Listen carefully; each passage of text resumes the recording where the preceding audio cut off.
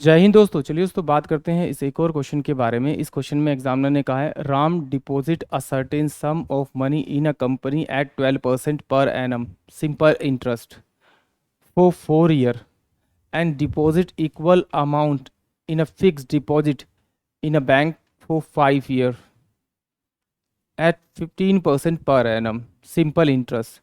If the difference in the interest from two source is rupees 1350, then the sum deposit in each case, यानी examiner ने क्या कहा कि examiner ने कोई दो अमाउंट, यानी कि पहले उसने 100 रुपये, फिर दूसरे पे भी उसे 100 रुपये, यानी कि 100 रुपये उसने दो जगह डिपॉजिट किए बैंक में। एक को 4 साल पे किया, दूसरे को कितने पे किया, आपका 5 साल के लिए किया। पहले का रेट ऑफ इंटरेस्ट जो दे रखा है वो मुझे 12% दे रखा है, दूसरे का जो रेट ऑफ इंटरेस्ट दे रखा है वो 15% दे रखा है। यानी कि और कह रखा है कि उन दोनों का जो डिफरेंस है, अमाउंट के जो इंटरेस्ट का डिफरेंस है वो 1350 है। तो सिंपल सी बात है, अगर प्रिंसिपल 100 इसका तो सेकंड वाले का भी 100 होगा। 4 ईयर के लिए निकालना है और इंटरेस्ट कितना है 12, तो 12 चौक 48, यानी कि इसका जो इंटरेस्ट आएगा वो 48 रुपीज़ आएगा आपका इंटरेस्ट।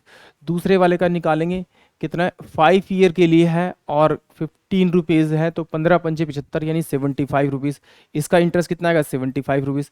इन दोनों का मैं डिफरेंस करूँगा तो ये कितना होगा, ये कितना होगा 7, और ये कितना होगा आपका 6, तो 27 रुपये का इंटरेस्ट का डिफरेंस आएगा। बट एक्चुअली में डिफरेंस कितना है इसका, आपका 13 और 50 आ रहा है। तो इसको छोटा करने के लिए हम लोग क्या करेंगे, इसको 3 से काट लेते हैं। 3×9 = 27, और ये कितना होगा 3×4 = 12, 3×5 = 15, और ये 0 हो जाएगा।